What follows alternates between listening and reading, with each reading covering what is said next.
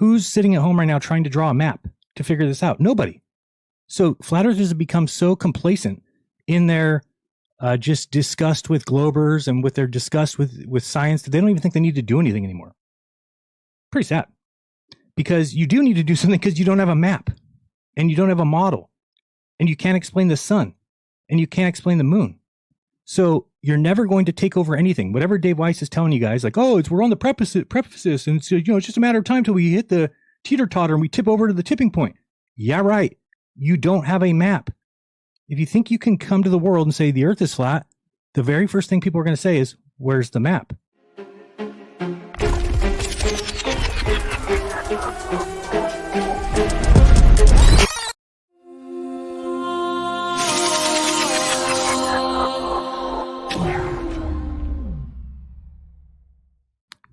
Hello. Hello. How are you? What's up, Jaron? Let me just get this in order because we got that out of the way. All right, and I'll start your clock. You got 5 minutes, whatever you want to do with it. Enjoy. Oh, cool. Wait, is this the same kind of format like you used to have about like you call it like Speaker's Corner, or is this like a different kind of thing? Sure. I mean, for the most part, this is mostly flat earthers from TikTok coming up to yell and scream at me. But it's kind of the same idea as Speaker's Corner. Gotcha. Okay. So, yeah, I mean, I am a flat earther myself, but given that I have a limited amount of time, I want to ask you about something that, like, I guess you were just sort of talking about earlier as I just joined your live, which is, so you were one out of either 3 or maybe even 4, because I'm still not sure about the position for the like the cameraman that went down with you guys to Antarctica, right? Because he's come out as a flat earther that I've heard him say, but other people are in contention with that. But either way, at least with 2 other flat earthers, namely Austin and the other girl, what was her name, like Elizabeth or something? Yeah, Lisbeth. Yeah, that's right, Elizabeth. Yeah. So okay, so given whatever you guys observed in Antarctica, why do you think it is that only you were the one to leave and come back to the States, changing your mind as opposed to the others? Well, I think Lisbeth has said she's no longer a flat earther, last I checked. So that'd be another one. And then I think same thing with Jonathan Morandi, although he's waiting to the documentary to say anything about his position. So for all I know, he's remaining a flat earther. As far as Whitsitt, when we were down there, he seemed to be in line with me, that everything we saw matched the globe, that nothing we saw matched the flat earth, that we would have a lot of thinking to do, a lot of, reassessing to do. And I just came to the conclusion, because I had been doing it the previous 6 months, been trying to work it out, trying to figure out a way that it could be explained. And I'd come to the conclusion that it cannot be explained. So it was easy for me, leaving there to kind of have the idea already, like, oh boy, what am I going to do now? I don't believe in the flat earth. And so I kind of thought maybe Whitsitt was going to take a couple months to get to that point, but he kind of had other things in his life going on. So I don't know where he's at with that. So as far as why I would be the only one, I think I was the only one that really truly understood what we were seeing and how it cannot be produced on a flat earth. So, because here's the thing is, everybody who was a flat earther 10 years ago, 9 years ago, everybody understood the importance of the 24-hour sun in the south. It was just, that's why everyone said it didn't exist, because our model didn't allow it to exist. And there was no evidence of it, right? So, I mean, those two things look pretty good. Hey, if the earth is flat, there would be no 24-hour sun. We go looking for evidence of the 24-hour sun, couldn't really find any. So it was easy to come to the conclusion that, but again, absence of evidence is not evidence of absence. Just because there's not evidence of something doesn't mean that it's not there, right? I mean, we're not in charge of who goes down there, who goes down to the south, who takes a camera, who can do a 24-hour live stream, who can't, or not, a time lapse. Because you have to remember, anybody who goes down there, if you spent $35,000 to go down there, you are going down there to ski, you're going down there to fly to the South Pole, whatever. So you're not staying up 24 hours to watch the freaking sun. So once I was down there and realized that, I'm like, oh, no wonder there's no footage of the 24-hour sun down here. Who would come down? You'd have to go down there for that specific reason, because you're not going to sleep. And then on top of that, also, if you think about it, I think it's 10%. 10% of the population lives in the South, and 90% lives in the North. So we should expect a 9-to-1 ratio of videos of the 24-hour sun, South and North, which you always hear people say, oh, there's thousands in the North, but there's only 1 or 2 in the South, and they're looped, which is just not true. Anybody who says that, go find 1,000 videos in the North. You can't find that. There maybe is 20, There's 20 in the north and 2 in the south. Well, that's exactly the ratio we should expect. So here's the other thing is that I did put out a $5,000 challenge, and I know I'm talking through your time, so I'll add you a little bit at the end. No, you're fine. You're fine. So I did put out a $5,000 challenge yesterday, just telling people that there is an impossibility that happens every day on the Earth that is impossible on a flat Earth, but is explained perfectly on a globe. And that is the fact that in the north, everybody sees the sun move diagonally left to right when you're watching a sunset or sunrise. And in the south, everybody sees the sunrise or sunset moving right to left. And that is it breaks the law of non-contradiction unless you can change the orientation of one of those people by turning them upside down. If you turn them upside down, all the observations match. If you leave them right side up, it's impossible, can never happen, will never happen. And that's what the $5,000 challenge is meant to wake people up to, is that the flat Earth proves itself to be impossible every day. In fact, it's doing it right this second and right this second and right this second, because every sunrise and sunset tells you that the Earth cannot be flat. So this is what I want people to just, again, I get it. We were doing this for years and we had all these proofs and we have all these evidences. Great. But if there is something that disqualifies the flat Earth outright, then it's over. Unless you can explain it, which again, that's why the challenge is there. Explain it, and then we can move on. That's what I'm kind of lighting a fire under flat earthers' ass, because I've noticed that nobody does anything anymore. These guys want to hang out on TikTok. They want to repeat the same debunked garbage. Nobody's actually doing any work. Where's the work that used to be done? Who's sitting at home right now trying to draw a map to figure this out? Nobody. So flat earthers have become so complacent in their just disgust with globers and with their disgust with science that they don't even think they need to do anything anymore. Pretty sad, because you do need to do something, because you don't have a map and you don't have a model and you can't explain the sun and you can't explain the moon. So you're never going to take over anything. Whatever Dave Weiss is telling you guys, like, oh, we're on the precipice and it's, it's just a matter of time till we hit the teeter-totter and we tip over to the tipping point. Yeah, right. You don't have a map. If you think you can come to the world and say the Earth is flat, the very first thing people are going to say is, where's the map? Show us the map of the Earth. And if you can't produce that, then everything you're doing on TikTok is a waste of time. Everything you're doing, getting in these live hangouts and getting together and having all these great talks, and everybody loves it and everybody's friendly and whatever, but you're wasting time, because it will never change the world until you can produce the one thing you don't have. So, I mean, I don't know, and that's a long-winded answer, but basically that is the answer, is that I think that I spent 6 months trying to talk to people about, hey, if we see the sun do this, it's impossible on a flat map. And what I saw right away is everyone saying, oh, no, it's an apparent sun. Oh, no, it's a dome refraction. Oh, no, it's a reflection. Oh, no, it's anything that they could say, rather than to admit that we might be wrong. And that was embarrassing to me. It was like, okay, but you realize we could be wrong. And it's possible, right? I mean, if the globe describes everything, it'd be like, let's say you've got let me think what it would be. Like you go to Disneyland and you get that brochure that tells you where all the rides are and what times the shows are at and everything. Let's say you have one of those and it just completely gets everything right. It's nailing the times. It's getting, what time is this going to happen? What time is this going to happen? Everything's perfect. But then somebody comes along and tells you, oh, that brochure is wrong. Here's the brochure you want. And you're like, oh, really? So you bring out the new brochure and it's got no times listed. It's got nothing. It doesn't even have a map. It's just a brochure that says, like, you're at Disneyland. And you're like, well, what am I going to do with this? They're like, oh, that's way better than the other one. The other one's garbage. No, the other one gives proper times. It accounts for it gives me a map of where everything is. So how can yours be any better if it just has words on it that say Earth is flat, which is kind of the equivalent.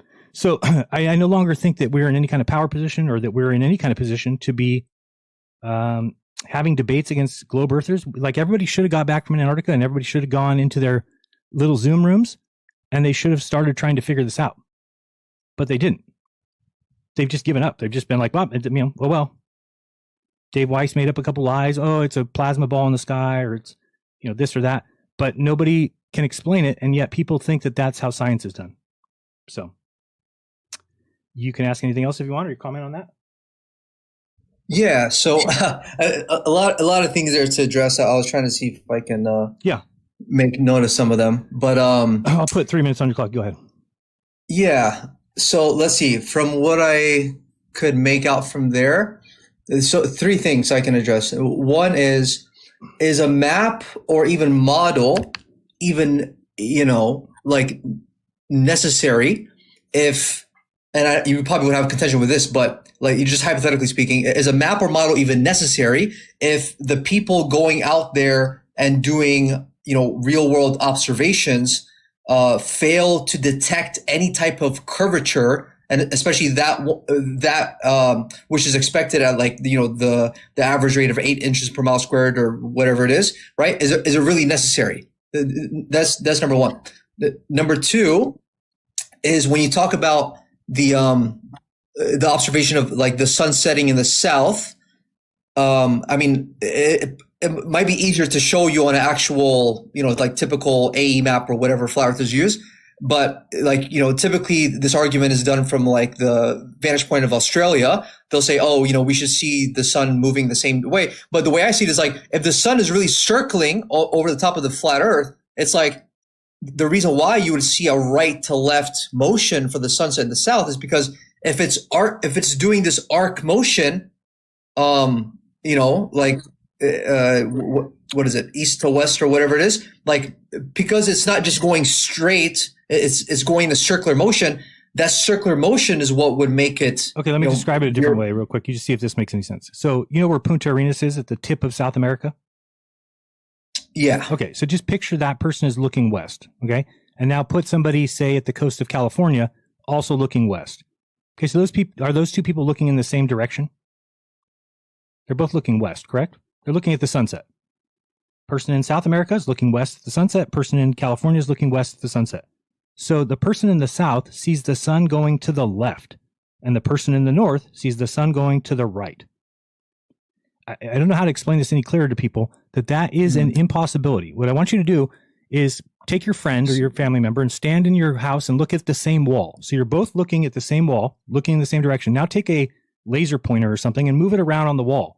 And tell me if there's any way that you can make that laser pointer do the opposite thing for the person standing next to you looking at the same wall. And you should laugh at that and go, oh, of course that's not possible. That breaks the law of non-contradiction. How could something, if I'm looking at the wall and I see it going right to left, and you're looking at the wall, you have to see it going right to left. You're in the same frame of reference, you're in the same orientation, and you're looking in the same direction. There's no difference between you and the other guy. So the globe Earth gets away with this because they just say, oh, flip one of the people upside down, and then boom, everything works. Everything's answered. On the flat Earth, there is no answer other than what you just said, which doesn't even make sense because you're saying there's some sort of arc that would cause it to go left. Now, people have asked me before, Jaron, how did you not know this 7 years ago? And I did, but here's the problem, is when people would say the sun would set right to left in the south or set south of west, I said, well, it must just be an observed thing. It can't be the real sun, because if it was the real sun, then we would see a 24-hour sun in the south. Since we don't see a 24-hour sun in the south, it means that the sun's not really going in the way it's going. That's how I would just explain it away, and I moved on. But the problem is now when you go down there and you see it, and I was in Antarctica and I was in South America and I saw that it's the same sun. So the sun that before I thought just looked to be going left is actually going left. And then it circled my head for 4 days. So there is no more question now and then we also tested whether it was the same sun that they saw in the north, and it was, except for the sunspots were upside down. Imagine that. So it is no more a question. The Earth is a sphere. The north matches the south exactly, meaning at 30 degrees north, it's the opposite of 30 degrees south. 6 months later, it's perfect. The sun does exactly what the globe model calls for. The two people seeing the sun go in different directions from different hemispheres is exactly what the globe model geometry predicts. There is no more question. So you can throw at me all the hundreds of proofs that you think flat Earth proved before, and I'll be able to now explain them from a globe Earth perspective. Because now that we know that the Earth is symmetrical, as above, so below, there's no more options of the Earth being flat. Okay. I wanted to just go ahead. I want to say just one more thing, or was my time up? I'll have to check if there's anybody else in line, but I think right now there's nobody, so we can keep talking. Yeah, I just so earlier with your Disney World map analogy, I thought you were going somewhere else with it. I thought you were saying if something was getting everything right, but there was one thing that was contradictory or incompatible with whatever, or it didn't explain some phenomena, then you'd have to that one thing that was incompatible, you have to throw out the entire the entire brochure or whatever, right? That's where I thought you were going. No. And so in response to that, in the same way that you think a 24-hour sun in Antarctica would like debunk any sort of flat Earth model or like other flat Earth proofs. It's like I kind of feel the same way about how, and I know you've like heard this over and over again to the point of like just oblivion at this point, but to me, I feel like the way in which bodies of water are observed on the Earth, or I mean, anywhere for that matter, and given the fact that Earth is primarily on the surface, majority covered by water, it's like that to me sort of debunks the globe, because I don't see how water in its fluid state and being in that liquid matter has the ability to like curve in this like definite shape like a globe, for example. Okay, so let me try to explain that, and you tell me if this helps you at all, because I think that it might. And again, I'm just trying to plant seeds in people's minds so that they understand this a little bit better. So we can reduce the 8 inches per mile squared, and we can go backwards on it. We can get to the number of an eighth mile is an eighth inch of curve. Okay, I could go through the process with you. I've done it before. People know it's correct. So for every eighth mile, which is 660 feet, there's an eighth inch of curve, which is, I've been saying it's a nickel lying down. It's about a nickel and a half. It's less than 2 nickels lying on their stomach. Okay. So here's what I want you to realize. Do you know how far 660 feet is? Can you picture it? It's 2 football fields. Okay. So 2 NFL football fields with basically one of their end zones and one of them not having an end zone, but it's basically 2 football fields. Let's just think of it that way. Okay. That's pretty far, right? 2 football fields is a good distance. I mean, and there's only an eighth inch of curve, which is, imagine 2 nickels on their stomach. Okay, so that is the curvature of the Earth at all, meaning that if we then move to the end of that 2 football fields and we do it again, it would be the same thing. And we do it again and we do the same thing. So I want you to know that you can't even determine the curvature of the water in that small section of 660 feet, but that is the curvature of the Earth. So you should not expect to see water curve. If water curved, that would break the idea of gravity. Now, if you're talking about zooming out from the Earth and seeing the whole Earth as a sphere, then yes, that the Earth is a sphere. Now, you might say, well, Jaron, doesn't that mean the water's curving? I just told you the water curves at 2 nickels lying down for every 660 feet. That is the most, you can't measure that. We don't have the equipment on Earth. We don't have the ability to measure an eighth inch of deviation over 660 feet. We just don't. So people are very confused. I think I agree. I would put myself in this camp. That we start thinking, we say, oh, a cup of water is flat, and a pool is flat, and a Olympic swimming pool is flat, and a lake is flat, right? So we go from there. But yes, those things are all level.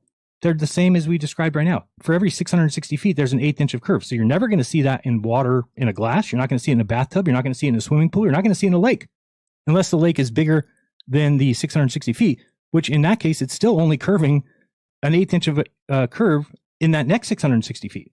So I think that this is a scale problem that people can't grasp, that if you can't see an eighth inch of curve over 660 feet, then you shouldn't expect to see the Earth water curving ever. The only way you would ever see it is if you backed up far enough that the collection of all those put together creates a curved surface, which it does. But again, which part of water is curving? Now, because I get confused on this one too, like water curves in a waterfall, right? How about when you take a shower? Does water curve around your shoulder and down your sweet 6-pack abs? Is that what it does? Yeah, it curves, right? So water does curve. It's actually the most bendable substance that there is. So people are like confused by saying water doesn't curve and water finds its level. It's like, well, okay, I see what you're saying. Water finds its level, but it's finding its lowest potential energy. So on the Earth, people want to see like a hump of water. Well, that doesn't work. The water is going to have to go somewhere. It's going to have to move to the right or left. It's going to spill. So that's the curvature I think people want to see, is something that would break gravity. The curvature that we actually see is that the Earth is so big and it's pulling the water in every direction to the center that we have to back super far away to see that curve. Yeah, I mean, to be fair, it's that's why I specified a body of water, right, as opposed to something like moving water out of your shower faucet or a waterfall. That's what that's why you brought up things like a lake or a swimming pool and things like that, because those are actually considered bodies of water, and that's what happens to compose the surface of Earth. But I mean, here's the thing, Jaron. Yeah. Like, okay, besides like just appealing to the the limited perspective of our human observation for how water behaves, and especially at the surface, right? Because really, when we're talking about the shape of the earth and we're discussing water, that's dealing with how this water is observed at the surface, right? I mean, when you look at the image of a globe, it's showing you what the water is, how the water is represented at the surface, right? So when it comes to that, it's like no, hold on. The way I see it is, let's make sure we're on the same page. What do you mean by that? I didn't understand what you meant. You said like when you see the image of a globe, right? Like the Earth being in the spherical shape, any part of that globe where water is supposed to be represented, it's only dealing with the surface of it. It's not dealing with like what's underneath, right? Correct. Yeah. So that's all I was trying to clarify there. So, okay. But my sort of like the underlying premise of like where my sort of perspective comes from is it's like I don't even have to necessarily appeal to just observation alone in this like vacuous way. It's like I'm trying to get more of an understanding of like how the physics of large bodies of water behave. And the way I see it is, once a significant volume of water is, in this uniform, is found in like one localized, uniform, cohesive way, which we would look at and consider a body of water, right? It exists that way because it's contained, number one. But the point I was trying to make earlier is, the reason why I believe it can only be, sort of make this even, horizontal, level, flat surface at the top is for this reason. And that reason being is because the water, due to its, the fluidity of its liquid state, mm-hmm. it evenly distributes itself along the entire circumference or span of that basin. And due to that even distribution, the water, it is then reflected onto the surface in a congruent manner, which is ultimately observed to be flat level. That's the reason why I think, water can't curve at such a rate like the globe. Okay. All right. So if we're looking at this here, I want you to see that this over here is a sphere. Okay. So notice the black line curving around, all the way around. It's a circle, right?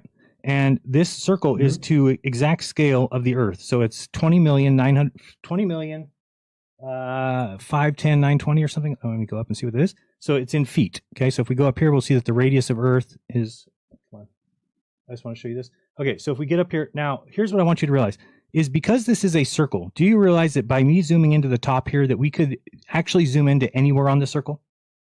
Do you understand? Right. Sure. Okay. Right. So it doesn't matter where we're at on the circle. We're just zooming in at the top right now, but we could zoom into the 10 o'clock position, 6 o'clock, 4 o'clock, wherever. It's all the same. So as we get it down in here, I want you to see we're zooming in, we're zooming all the way in here. There's the Burj Khalifa, but we're going to keep going. Okay. I want you to see this little body of water right here. Okay. There's a man. He's 6 foot tall. And if you want to check that, we'll go over here and we'll see that he is, that's funny. You'll see. So this is 20,903,520 to 22, 24, 26. So there's 6 feet. He's 6 feet tall. Okay. So this first thing in blue here is a spa. Okay. It's just a spa, mm-hmm. like people sit in a hot tub. Now, we could not tell that this water is not flat because we're not big enough to make that determination. It's too small of a water. Remember, I said 660 feet is only 1/8 of an inch. Now, this next to it is an Olympic-sized swimming pool. Okay. It's also flat at the top, right? Mm-hmm. Now, what I want you to realize is if we can just take this pool and keep multiplying it for the entirety of the Earth. Mm-hmm. So why would the curvature change? Think about it. If we zoom in here and we see, look how close we can get. We can get in here and we say, oh, this water is not curving. It's a flat, level body of water. Okay. So if that body of water can just be repeated over and over and over again for the entirety of the Earth, all the way around till it comes back to itself, then do you understand that you're not going to see that curvature unless you zoom out like this? Now look watch me zoom out. Still flat. Uh-huh. That line's still flat. That line's still flat. That line's still flat. That line's still flat. Still flat. Still flat. We don't even notice that it starts curving until we get this far away from the Earth. So now, if you're telling me, well, oh, but Jaron, the curvature of the Earth is matched by this circle here. That's what you're basically saying. Is you're saying, because we can zoom out and we see that this is a circle, you're saying, therefore, the water must curve like that. No, it doesn't. We just said that Olympic-sized swimming pool can be repeated throughout the entire Earth. So there is no curvature like you're thinking. It's because you can't understand scale. Flat Wait, earthers. but Jared, real quick, and I appreciate you showing me this diagram here. I am a visual learner, so it helps to kind of see like this. But if is it not the case that if you were to copy and paste that Olympic-sized pool that you were referring to earlier, like an exact carbon copy of that copy and paste on the same plane, would it not follow? Would it not continue to follow that green line? And not actually follow the curvature of the black line at some point. Well, this is what I asked you at this, but this is what I asked you at the beginning. Do you understand that just because we zoomed into this part of the Earth, that we could zoom into any part of the circle and it's the same? So now what you're asking me to do is you're saying, oh, move this body of water, but keep it oriented with where it started. No, we don't do that. What I'm saying is you could then move to the left here. You could take this pool and put it here. And then we could move it, and then we could keep going, move to the left, take that pool and put it next to it. And you could just keep doing that. Now, we'd have to change our orientation on the screen, because you're right. If we just kept pasting this square like this, well, the Earth starts curving away, so we're going to miss it. But we're not doing that. We're just going to zoom in just like we did here. Just like we zoomed in, just imagine that we could zoom into anywhere. Could be here. Same body of water is going to be there. Could zoom in on the side. So if we pull all the way back here and we say, well, what about over here, Jaren, on the right side or something? Let's go over here where it's deviating. So over here, any part of the circle is the same. So if we zoom into this part, it's the same thing.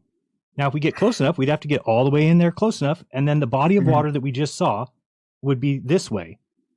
It's still going to be tilted because, again, just picture that being rotated to the top of the sphere, right? Just like we zoomed in and we saw that body of water at the top middle, you could just rotate this part of the sphere till it's at the top middle and then zoom into that part. So there is no curvature of water like people think. Now, why did Globers not really explain this well? I don't know. I think there's a lot of things they didn't explain well. Did they do it on purpose? Did they mean to, keep this going so that they could keep making money off it? I don't know those answers. But it's easier than I thought. Once I got back from Antarctica and started looking into this, there's so many evidences that I see now that I'm like, oh shit, I didn't understand scale. We are too small to see the curvature of the Earth unless you back away and look at the planet. Then you can say, oh, the Earth is a sphere. It doesn't act as a sphere. This is why NASA says treat all aircrafts as a flat non-rotation. Right. Why would you want to tell them to treat the Earth as a sphere or rotating if it doesn't matter? It doesn't matter to what you're doing on the Earth. We're too small. Even airplanes don't need to know that the Earth is curving away, because the airplane is made to keep its nose up at 2 degrees or whatever it is, and then it maintains its level flight because it's the way the vector goes down towards the Earth. It changes every second that the plane's flying. So it just automatically adjusts. What would it be? An 1/8 inch every 660 feet. That's all the Earth curves. So I think that the problem is we started saying things like, oh, over the course of an hour, a plane would need to curve this much to, but the plane is doing it constantly. Just like you could say, Jaren, isn't it an 1/8 inch? I'm sorry, 1/8 inch of curve times a mile squared. Didn't you? How were you able just to say it's an eighth of a mile? Sorry, an 1/8 of an inch for every 1/8 mile is because it's the same thing. It's the same thing. It's just we're doing one constantly, whereas the other one we're doing it only every mile. Now we're doing it every 1/8 mile. Same thing with a plane. A plane does it every second. So anyway, I'm going to let you go because we have now I lied. That person dropped off. Oh, no, you're good. I mean, no, I was just going to see if there's somewhere else, but if there's nobody else, we can keep talking. I think that maybe I'm not trying to change your mind tonight either, because I don't think that that's even possible. What I think that I've done a good job at, and by the way, I've had a couple people come to me this week and say, hey, I'm no longer a flat earther. I was, and I no longer am. And they really had a lot of thanks to me and to a lot of thank you for hanging in there and not succumbing to pressure. So I do realize that what I'm saying is getting through to some people, and that's important to me because it's it sucks to be somebody that led people into this path or showed people down this road, and then to realize you're wrong. I mean, the only thing I can wish is I wish people trusted me the same way they did before, right? Because before it was like, oh, the Earth's flat, this and that, and then everyone's like, oh, we agree, and yeah, the Earth's flat. So then when I say, oops, we were wrong, the Earth's not flat, you want the people to say, oh shit, we were wrong, it's not flat. But instead they say, you are a sellout, you're a piece of shit, you are a terrible human and a Satanist, which is weird because it's like, well, I said we were going to find the shape of the Earth, and guess what? We found it. Let's move on now. We got it. But I didn't know that I'd be having to wrestle with these people and to lose best friends like Dave Weiss and to lose basically everything. So I just wanted to say that I'm trying to plant seeds so that what I just said to you, you probably have never heard. You probably never heard somebody say that we could take a small swimming pool and just put it on everywhere on the earth. Think of a pool in somebody's backyard that you've been in your life, and just picture that you could take that pool and put a pool next to it, and put a pool next to it, and put a pool next to it, and you could go throughout the entire earth. So why would you then say, well, the water needs to curve? Why did it need to curve? It didn't need to curve at any point. You just kept building pools. The ocean works the same way. The ocean only curves an 1/8 inch for every 1/8 of a mile. And that's not even perceptible by humans or measurable. So that should tell you that unless you zoom out far away from the earth, then that's the only curvature you should be able to look for.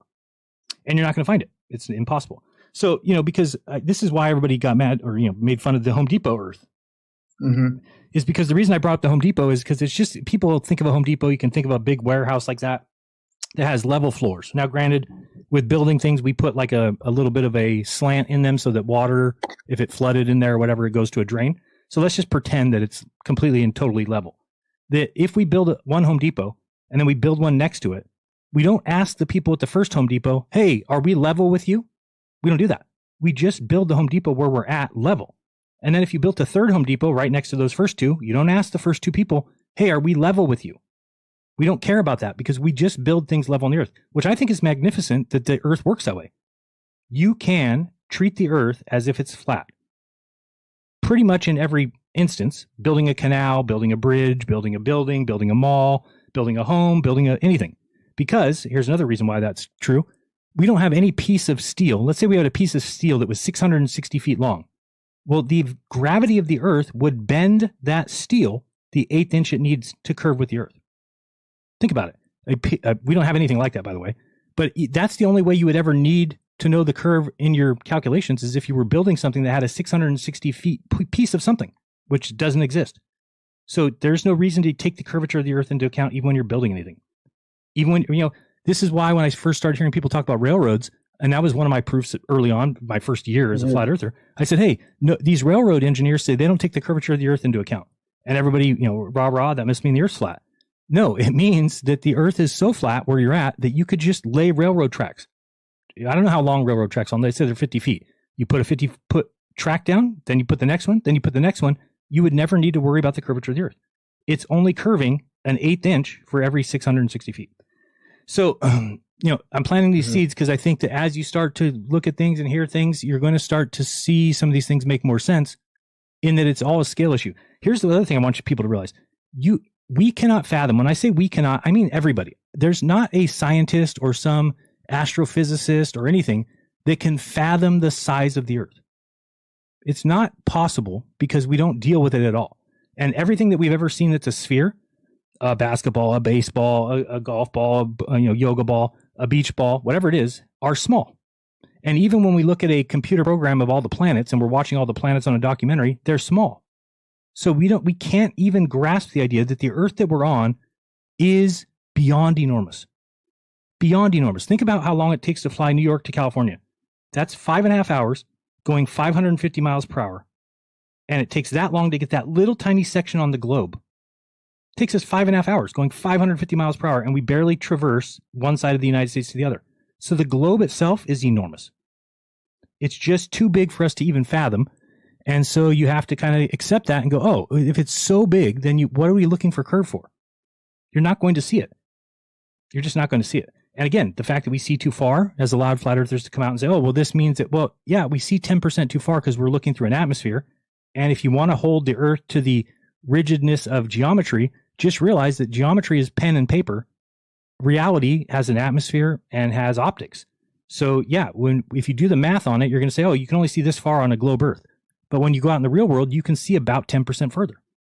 Why is that? Because we're looking through atmosphere, which magnifies and kind of allows things that are behind the curve to be seen from far away.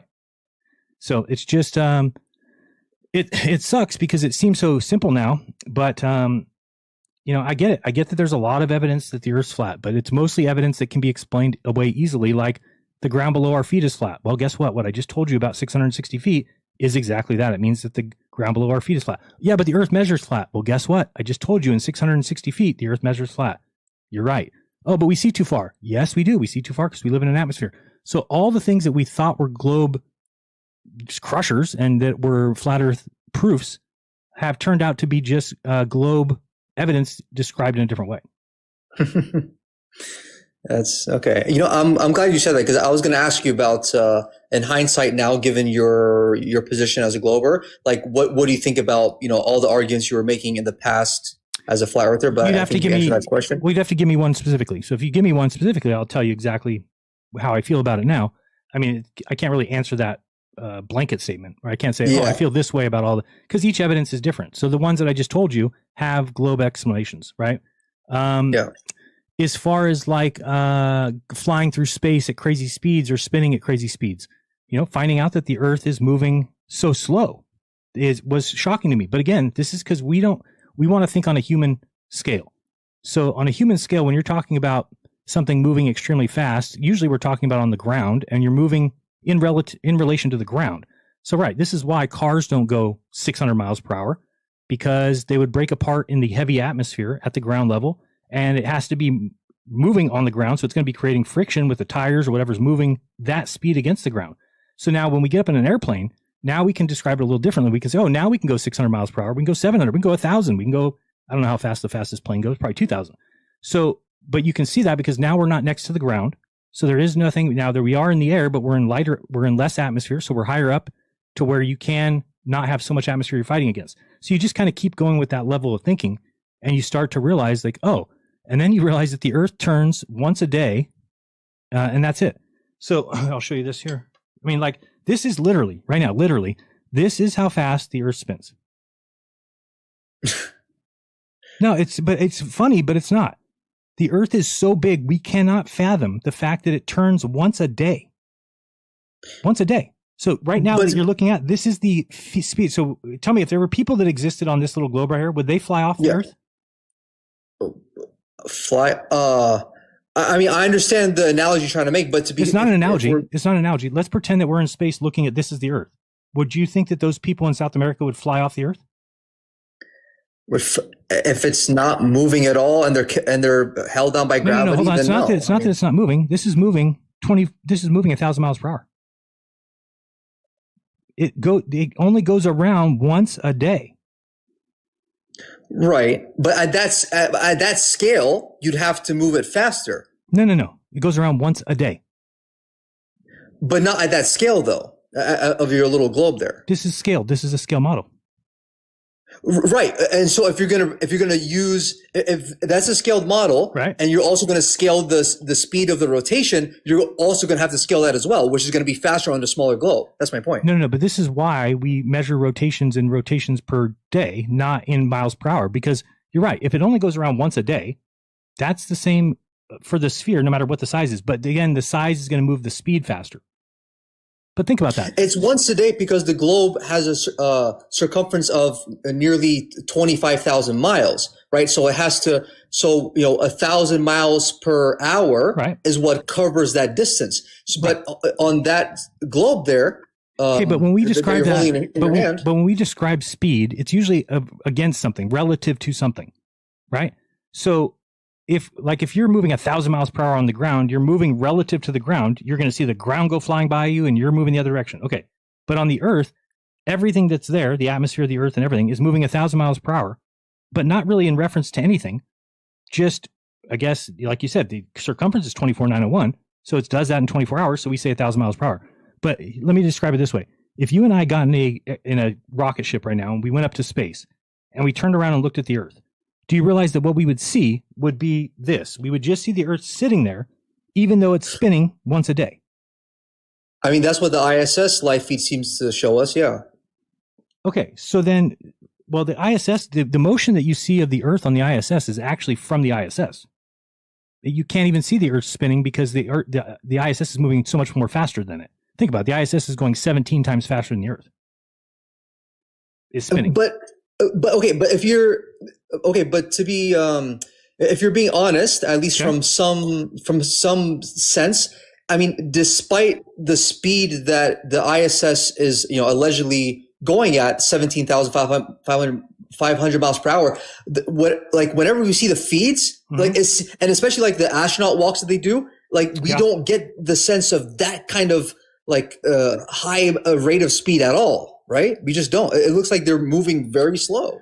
Yeah, but I mean, that's just because of how far they are away from the Earth. I mean, if you go drive in your car 60 miles per hour right now and you're looking at the trees right outside the car, they're going to be flying by you. But what if you look at the mountains far away? Do the mountains fly by you?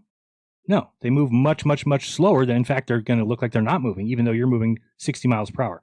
It's the same thing. It's just we're talking about scale. We're talking about distance. We're talking about, and I think we just get locked into this mindset of 1,000 miles per hour. That's crazy speed. I know how fast 50 miles per hour is in a car. 1,000 is ridiculous. Yeah, but we're not thinking of the scale of the Earth again.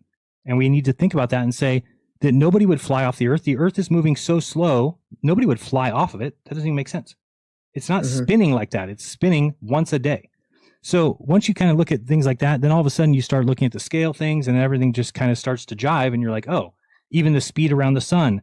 There's other things. Dave Weiss used to always say, oh, well, there's constant acceleration because we're moving in a circle. And I used to agree with him. I'm like, okay, so we should feel this change in speed while we're traveling around the sun on the Earth. Well, just the other day, somebody was asking about it. So I did the math on it. And it's basically, we move from 65,000 miles per hour about to 67,000 miles per hour about throughout the year, meaning that in 6 months, we changed speed from 65,000 to 67,000. So you can look at that like, imagine that instead of 67,000, we're talking about 67 miles per hour. So if we were in a car and we started out going 65 miles per hour, and after 6 months we were going 67, would you have noticed that you changed speed in that car? No. It's the exact same thing. Is that analogous, the difference between 2 miles and 2,000? Yep. Yeah, because How so? What do you mean? The difference between, you look at the percentages. What's the percentage difference between 67,000 and 65,000 is the exact same as 67 and 65. There's no difference. It's a scale of 1,000. So that's what people need to recognize. And so here's the other thing, is that just like I showed you right now when we zoomed into the Earth, right? So when we zoomed in here and we said, go back over here. So when we zoomed in and showed that there was no curve on that curved Earth, the same thing is true for the orbit around the sun. Okay, so we're not curving around the sun unless you zoom out and look at the orbit of the Earth and you say, oh, here's the orbit, the sun's in the middle and the Earth goes around it, but it goes around once a year. And if you zoom in, if we say, well, where's the Earth today? And we zoom in, we zoom in, we zoom in, and we find the Earth in its path around the sun, guess what? It's going to be traveling in a straight line. Right? We would get in here and we would see the Earth traveling here on a very, very straight line. You'd say, oh, but it's curving. No, it's not. It's in a straight line. Your scale is off. You're thinking it's curving because you're thinking of it by backing away from it and saying the Earth goes in a circle around the sun. Yeah, but it takes a year. So you're not going to feel, there's no change in speed that is going to be noticeable, because that's what we don't notice speed. We notice velocity, right? And changes, accelerations. If you're just going a constant speed, there's no way to know that. Now, again, if you're in a car and you're on the road, well, yeah, you can tell that your car is moving, not the road's moving. That's a little bit different because you're connected to that Earth and you're moving on it. But I'm saying on this particular, if you're flying through space, how would you know that? Right? You're just going to zoom in. The Earth's going to be moving around the sun and it's going to be straight at all times. When is it curving? It's the same thing as the water. Just like we don't see the water curve, you don't see the Earth curve when it's in its orbit around the sun. So it's just a new way of looking at things. And as I started to see things this way, I realized that that's how everybody who's on the globe side already sees it.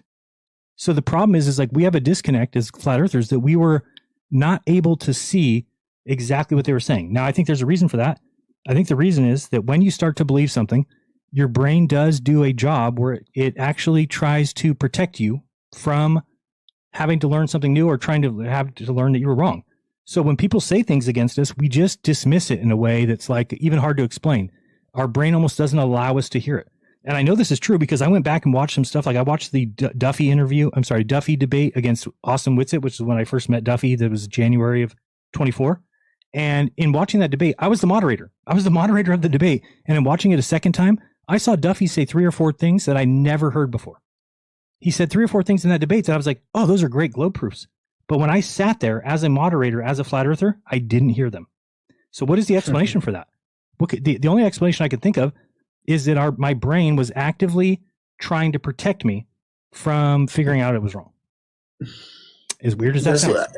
That's the whole idea of cognitive dissonance, right? I think so. I mean, it's just kind of scary because once you realize, and then think about it, I mean, you know, people on that side like me. People want me to go to conferences. People want me to come on their show. People want to be my friend. it's so hard for your brain to say, no, I think the people telling me they hate me and to drink bleach and to not have children, that's the side that's right. And the people telling me they like me and I'm funny and all this stuff are the ones that are wrong. It's like a very difficult thing for you to even pretend that your brain would be able to fight through. It just so happened when I went down and saw the 24-hour sun, there was no more, my brain was like, oops, we saw that. Not going to be able to fix that for you. Oh, man.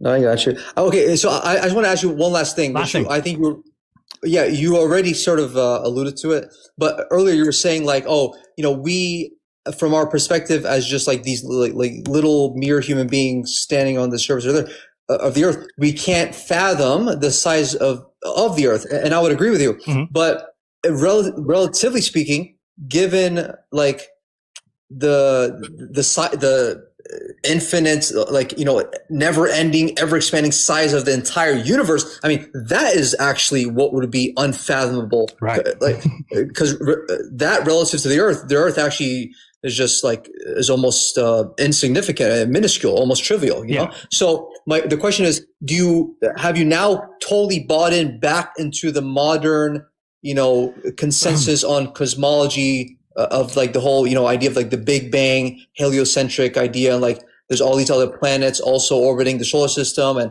exoplanets and other galaxies? I mean, do you believe in all that as well? Because that would be like almost exponentially more astronomical and unfathomable of a size than the Earth would be. Yeah, no, I still have problems with some of that stuff. Now, I think that before, let's say when I was a flat earther, I thought that we were being lied to, and so I was very interested in all those things, right?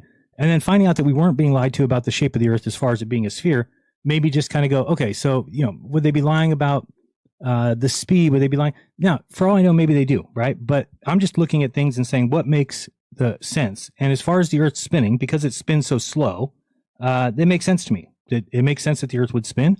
Now, again, am I still open to geocentricity? 100%. Why would I not be? And I think that that's even hard to ever prove, because I think it kind of goes with the relative nature that if you're on the Earth, the sun goes around you. If you're on the sun, the Earth goes around you.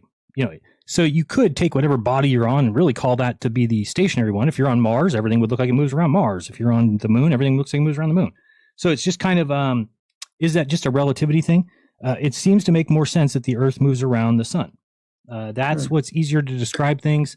Otherwise, you're going to have to change the size. Now, again, I'm open to that. Here's what I was telling people. Like, if you want to start talking about, hey, Jaron, could the sun be smaller? Could it be closer? All those things. Sure, let's talk about those things after everybody agrees that the Earth is a sphere. Once you agree that, then now we can go from there. But if you're talking about on a flat Earth that's literally impossible, then I can't help with that. Let me show you one thing and then we'll be done. I just want to show you this because it'll finish off the thought that we had earlier.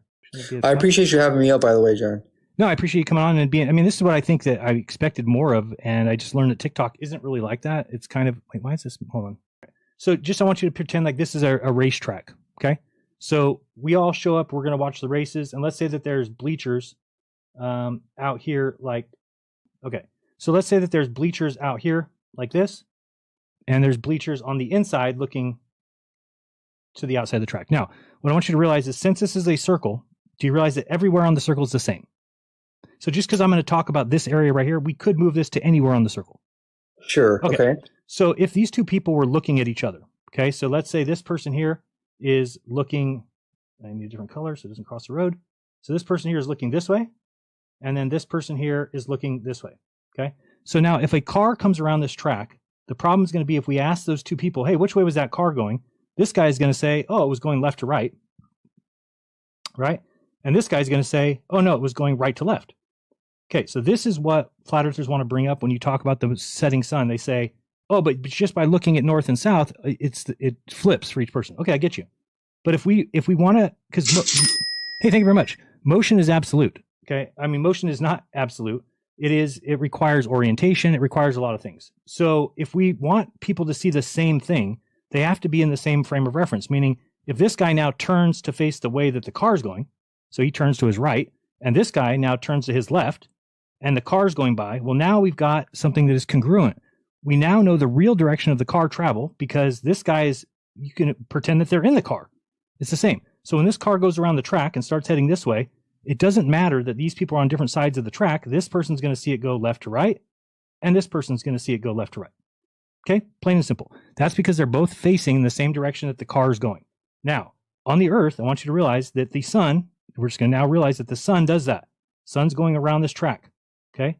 Every day it has to. Now, when it does, if people are standing watching the sunset, this person's in the south, this person's in the north, they're both watching the same sunset.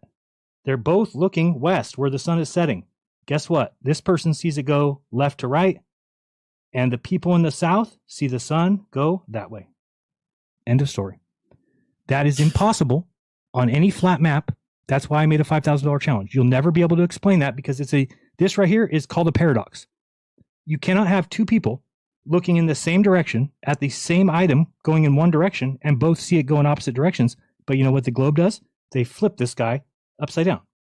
If this guy's upside down, then guess what? This person would see it go to the right and this person would see it go to the left. It's what is predicted by the globe. And that's what we see every single day. So right now the sun is setting for somebody in the south and it's setting right to left like this when they're looking west.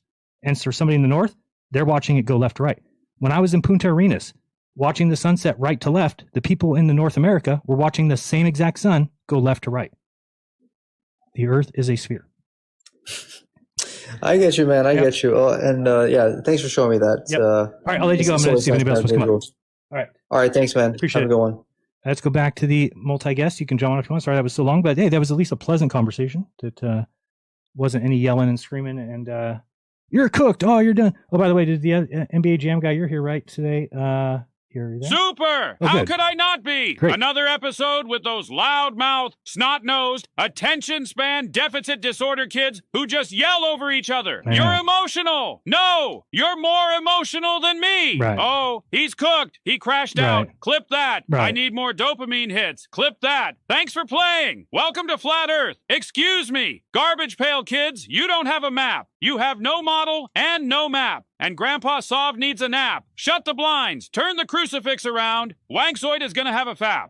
Angels of Shite sits quiet in Dave's lap, while Dave continues to push his debunked app. I'm tired of this crap. It's time to accept the globe. Would you like it gift wrapped? But, boom shakalaka. Nice to see you, Jaren. Happy to be here. Wow, that was quite the intro there. I didn't expect. They stink, they smell, and they cannot spell. The kings of the dumpster fire straight out of hell.